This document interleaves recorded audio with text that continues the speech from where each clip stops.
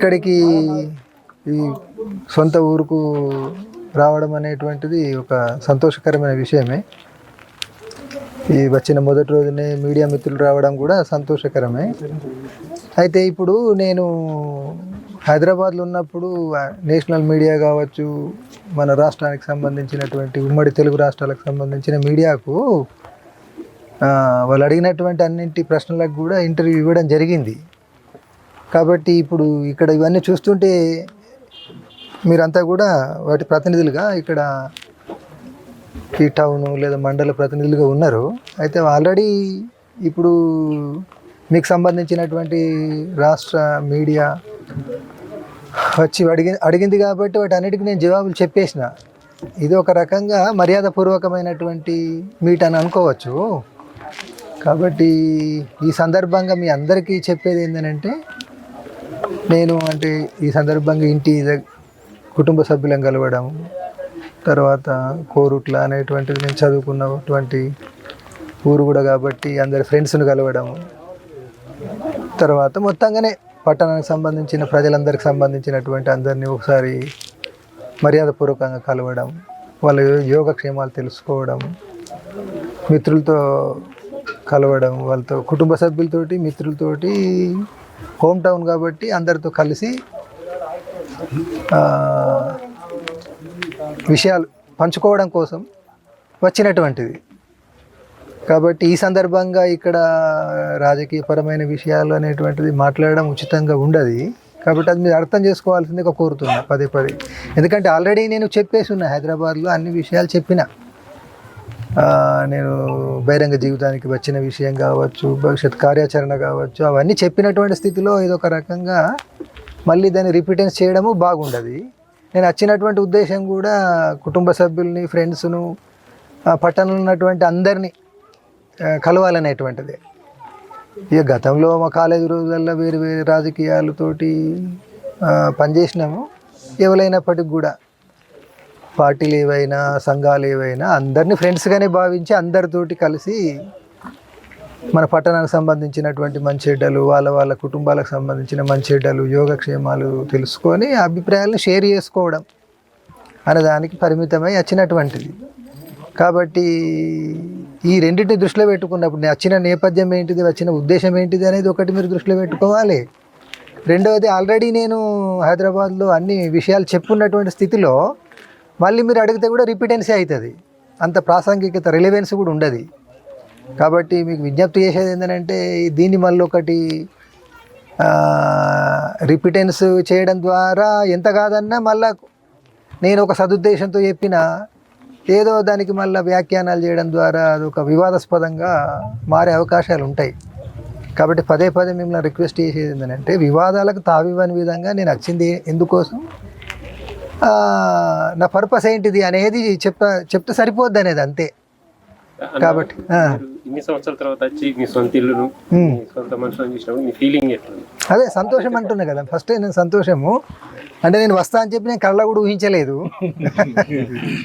ఒక ప్రత్యేకమైనటువంటి అది ఒక ఇక్కడికి వచ్చినప్పుడు మీ బాల్యం గుర్తుకొచ్చిందా? గుర్తొస్తుంది కదా, గుర్తొస్తుంది. ఎందుకే ఎవరికైనా సహజమే, అది మనుషులుగా ఎవరికైనా ఉంటుంది అది. కాబట్టే నేను మీ అందరిని రిక్వెస్ట్ చేసేది ఏంటంటే, వచ్చిండ్రు మీ అందరికీ కూడా రావడం అనేటువంటిది ఒక రకంగా గౌరవ సూచకంగానే నేను ఫీల్ అవుతున్నా. ఇంతమంది రావడం, విషయాలు తెలుసుకోవడానికి సంబంధించింది అంటే నేను ఇంటికి వచ్చిన సందర్భంగా మీరు అందరు రావడం అనేది నాకు కూడా గౌరవమే. కాబట్టి మనము ఈ మీటింగ్ను అంటే టౌన్లో అందరితోటి ఒక అంటే కుటుంబంగానే, టౌన్ అంతా కూడా కుటుంబంగానే, ఈ పట్టణ ప్రజలందరినీ కూడా కుటుంబంగానే ఈ ద్వారా చెప్పదలుచుకున్నది ఏంటంటే, అంటే వ్యక్తిగా నా కుటుంబం అనేటువంటిది ఇంటికి సంబంధించింది కాకుండా మొత్తం కోరుట్ల టౌనే మా కుటుంబము అనేటువంటి విధంగానే, రాజకీయాలకు అతీతంగా ఇక రకరకాల పార్టీలు ఉన్నాయి, అవన్నీ తెలుసు, అవన్నీ పేర్లు తీయాల్సిన అవసరం లేదు. రాజకీయాలు, ఐడియాలజీ అవన్నీ ఏమున్నా కోరుట్ల అనేటువంటిది హోమ్ టౌన్గా నేను భావిస్తున్నా. కాబట్టి వాస్తవం కూడా, కాబట్టి అందరు నా కుటుంబ సభ్యులే అని అనుకుంటున్నా. అదే దృష్టితోటి అందరి దగ్గర అప్రోచ్ అయిపోయి అందరినీ ఫ్రెండ్లీ రిలేషన్స్ తోటే వ్యవహరించాలనేటువంటిది. అంతే తప్ప మళ్ళీ తిరిగి ఇక్కడికి వచ్చేసి ఈ వచ్చిన మరుక్షణమే రాజకీయాలకు వివాదాలకు తావిచ్చే విధంగా మాట్లాడడం ఉచితమైంది కాదు. అది సందర్భాన్ని బట్టి కూడా మీరు అడగడము నేను మాట్లాడడం ఉండాలి. ఇక సందర్భాన్ని గమనించకుండా మనం అడగడం కూడా అది బాగుండదు అనేది మీ అందరితో రిక్వెస్ట్. అంటే మీరు వచ్చి రాగానే మీకు పాత స్నేహితులు అందరూ కలిసి ఒకసారి మూకుమ్మడికి ముంగటికి వచ్చేసరికి మీ దగ్గరకు వచ్చేసరికి కొంతమంది గుర్తుపట్టలేక ఇతనా అని పరిచయాలు చేయించుకోవాల్సిన పరిస్థితి, అట్లాంటి పరిస్థితి ఎట్లా అనిపించింది మీకు? అది ఇక ఉంటుంది, ఇక మనిషి సహజం కదా, నైజం కదా. అంటే ఇన్నేళ్ళు దూరంగా ఉండి ఒక్కసారి అని అంటే మనిషి యొక్క శరీర ఆకృతి మారిపోతుంది. మార్పులు మేమంతా అంటే 18-19 సంవత్సరాల వయసులో ఉండి ఇప్పుడు ఒక్కసారికి వచ్చేసరికి వెంటనే పోల్చుకోలేని స్థితి. అయితే నేను తమ్ముడు గంగాధర్ వచ్చినప్పుడు అంజన్న వచ్చినప్పుడు చెప్పిన అందరినీ గుర్తు చేసిన ఉంటాయి. అంటే పాత స్నేహితుల్ని ఏబీవీపీ మిత్రులైనటువంటి భాస్కర్, శివకుమార్ వాళ్ళందరినీ కూడా నాకు పరిచయం ఉన్నటువంటి టీచర్లను, అంటే నేను ఈ స్థాయికి ఎదిగినానంటే మా కానిక్ బట్ టీచర్ నుంచి మొదలు పెట్టుకొని కాలేజ్ లెక్చరర్ల దాకా. ఇప్పుడు ఉదాహరణకు అంజన్నకు చుట్టమైనటువంటి దుబ్బయ్య సార్, ఇట్లా చాలామంది పేరున గుర్తు చేసిన ఉంటాయి. అట్లా రేపు కూడా అందరి దగ్గరికి వెళ్ళి పలకరిద్దాం అనేది. అట్లా చెప్పాలంటే చాలామంది పేర్లు గుర్తొస్తారు 42 సంవత్సరాలు కదా.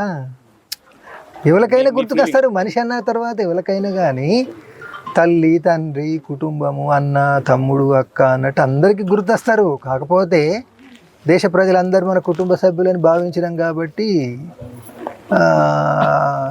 కుటుంబంలో ఉన్నటువంటి మన కుటుంబంలో ఉన్న ఇబ్బందులే దేశ ప్రజలకు ఉన్నటువంటి ఇబ్బందులు, వాటిని తొలగించడానికి పోరాటం మార్గం అనుకొని పోరాటం చేసినాం. ఇప్పుడు కూడా ప్రజల సమస్యల కోసం. మీరు విద్యార్థి దశ నుండి ఇక్కడ నుండి వెళ్ళారు. ఇప్పుడు ఇక్కడేదో పట్టణంలో గ్రామీణ ప్రాంతంలాగా నేను స్వయంగా కానీ ఆనాడు ఇక్కడ పట్టణ ప్రజలు కానీ ఏదో పెద్ద సమస్య ఎదుర్కొని చాలా ఇబ్బంది పడ్డది అనేటువంటిది అయితే నాకేం గుర్తు రావడం లేదు. కానీ ఒక దోపిడీ పీడన లేనటువంటి సమసమాజం అని అంటాం చూడండి. కాలేజీ విద్యార్థులుగా అప్పుడు మాకు గొప్ప ప్రేరణ ఏంటంటే సమాజంలో అందరూ సమానంగా ఉండాలి, కుల మతాలకు అతీతంగా, ఆర్థిక అంతరాలు లేని, సామాజిక అంతరాలు లేని సమసమాజం ఉండాలనేటువంటిది ఒక గొప్ప ప్రేరణ. ఆ ప్రేరణతోటే ఊరును వదిలి అజ్ఞాత జీవితంలోకి వెళ్ళడం జరిగింది. అది ఎప్పుడైనా కానీ ఎవరికైనా కానీ ప్రపంచవ్యాప్తంగా నాకు కానీ ప్రపంచంలో ఉన్నటువంటి అందరికి కూడా అది గొప్ప ప్రేరణగానే ఉంటుంది.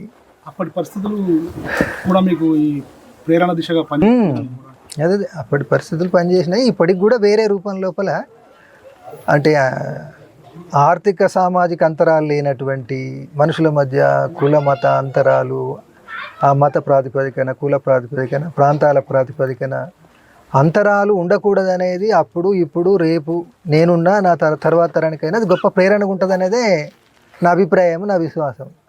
తమ్ముడి కూతురు సుమ, అంటే ఆమె ముఖ్యంగా సోషల్ మీడియాలో కానీ మిగతా సందర్భంలో కానీ ఆమె చాలా మందికి చెల్లించే విధంగా చేసింది. అవును, పార్టీలో ఉన్నటువంటి అందరు నాయకులు, అందరు కార్యకర్తలకు సంబంధించినటువంటి అంటే సమాజంలో ఉన్నటువంటి సుమ రూపంలో ఉన్నటువంటి యువతరము ఎవరికైనా కానీ తల్లి, తండ్రి, కుటుంబము, అన్న, తమ్ముడు, అక్క అన్నట్టు అందరికీ గుర్తొస్తారు. కాకపోతే దేశ ప్రజలందరూ మన కుటుంబ సభ్యులని భావించడం కాబట్టి కుటుంబంలో ఉన్నటువంటి మన కుటుంబంలో ఉన్న ఇబ్బందులే దేశ ప్రజలకు ఉన్నటువంటి ఇబ్బందులు, వాటిని తొలగించడానికి పోరాటం మార్గం అనుకొని పోరాటం చేసినాం. ఇప్పుడు కూడా ప్రజల సమస్యల కోసం. మీరు విద్యార్థి దశ నుండి ఇక్కడ నుండి వెళ్ళారు. ప్రేరణ అంటే ఇప్పుడు ఇక్కడేదో పట్టణంలో గ్రామీణ ప్రాంతంలాగా నేను స్వయంగా కానీ ఆనాడు ఇక్కడ పట్టణ ప్రజలు కానీ ఏదో పెద్ద సమస్య ఎదుర్కొని చాలా ఇబ్బంది పడ్డది అనేటువంటిది అయితే నాకేం గుర్తు రావడం లేదు. కానీ ఒక దోపిడీ పీడన లేనటువంటి సమసమాజం అని అంటాం చూడండి. కాలేజీ విద్యార్థులుగా అప్పుడు మాకు గొప్ప ప్రేరణ ఏంటంటే సమాజంలో అందరూ సమానంగా ఉండాలి, కుల మతాలకు అతీతంగా, ఆర్థిక అంతరాలు లేని, సామాజిక అంతరాలు లేని సమసమాజం ఉండాలనేటువంటిది ఒక గొప్ప ప్రేరణ. ఆ ప్రేరణతోటే ఊరును వదిలి అజ్ఞాత జీవితంలోకి వెళ్ళడం జరిగింది. అది ఎప్పుడైనా కానీ ఎవరికైనా కానీ ప్రపంచవ్యాప్తంగా నాకు కానీ ప్రపంచంలో ఉన్నటువంటి అందరికి కూడా అది గొప్ప ప్రేరణగానే ఉంటుంది. అప్పటి పరిస్థితులు కూడా మీకు ప్రేరణ దిశగా పనిచేసినాయి. అదే అప్పటి పరిస్థితులు పనిచేసినాయి. ఇప్పటికి కూడా వేరే రూపం లోపల అంటే ఆర్థిక సామాజిక అంతరాలు లేనటువంటి మనుషుల మధ్య కుల మత అంతరాలు, ఆ మత ప్రాతిపదికన, కుల ప్రాతిపదికన, ప్రాంతాల ప్రాతిపదికన అంతరాలు ఉండకూడదు అనేది అప్పుడు ఇప్పుడు రేపు నేనున్నా నా తర్వాత తరానికైనా అది గొప్ప ప్రేరణగా ఉంటుంది అనేదే నా అభిప్రాయం, నా విశ్వాసం. తమ్ముడి కూతురు సుమ అంటే ఆమె ముఖ్యంగా సోషల్ మీడియాలో కానీ మిగతా సందర్భంలో కానీ ఆమె చాలా మందికి చెల్లించే విధంగా ఇస్తుంది. ఆమె అవును. విషయం ఏ రకంగా? అదే చెప్తున్నా కదా, అది ఎప్పుడు ఎవరైనా కానీ సుమా కానీ ఇంకా ఇతరుల కుటుంబాలు, ఇప్పుడు నేను ఒక్కనే కాదు కదా, పార్టీలో వందలాది వేలాది మంది ఉన్నారు, వాళ్ళందరికీ కూడా కుటుంబాలు ఉంటాయి. అంటే ఇప్పుడు సుమ రాసింది నాకే కాకుండా మా అందరికి కూడా రాసినట్టుగానే ఫీల్ అయ్యేది. అయితే ఇప్పుడు కుటుంబాలు అన్నప్పుడు ఆత్మీయత యొక్క వ్యక్తీకరణ అది. కానీ ఇప్పుడు సుమ లాంటి వాళ్ళు ఇంకా అనేక మంది ఉన్నారు కాబట్టి దేశం యొక్క ప్రజలందరూ మా కుటుంబం అనుకున్నాం కాబట్టి అందులో భాగంగా సుమ రాసింది కూడా మొత్తం అంటే సమాజం మంచి కోసమే తప్ప దానికి వేరే రకంగా కేవలం నా కుటుంబం మేరకు పరిమితమైందిగా కాకుండా పార్టీలో ఉన్నటువంటి అందరు నాయకులు, అందరు కార్యకర్తలకు సంబంధించినటువంటి అంటే సమాజంలో ఉన్నటువంటి సుమ రూపంలో ఉన్నటువంటి యువతరము, యువతులు ఏం కోరుకుంటున్నారు, పార్టీని ఎట్లా అభిమానిస్తున్నారు అనే దాని వ్యక్తీకరణగానే తీసుకున్నా నేను. అట్లనే తీసుకోవాలని. నెక్స్ట్ భవిష్యత్ కార్యాలయాన్ని ఇస్తారా లేకుంటే అంటే ఇప్పుడు నేను రాష్ట్రంలో హైదరాబాద్లో చెప్పినటువంటి విధంగా భవిష్యత్తు ప్రజల కోసం పనిచేయడం అనేది కదా బ్రాడ్గా. కాబట్టి ఎక్కడ అవసరం పడితే అక్కడికి వెళ్ళాలనేది. ఒకసారి ప్రజల కోసమే మనం జీవితాన్ని అంకితం చేసినాం అనుకున్న తర్వాత ప్రజలు ఎక్కడికి పిలిస్తే అక్కడికి, ప్రజల సమస్యలు ఎక్కడ మనకు అర్థమైతే అక్కడికి వెళ్ళడం. అంటే నేను మీ మీడియా ద్వారానే బహిరంగంగా అందరికీ చెప్పిన కదా, అంటే కేవలం నేను నా ఇంటికే పరిమితమై నా వ్యక్తిగత జీవితానికే పరిమితం కాదలుచుకోలేదు, ప్రజల కోసమే నా జీవితం అని అన్నాం. కాబట్టి ఎక్కడ అవసరం ఉంటే ఇక్కడ ఉంటా, ఎక్కడైనా ఉంటాయి. ప్రజలు ఇన్వైట్ చేసిన అక్కడికి వెళ్ళిపో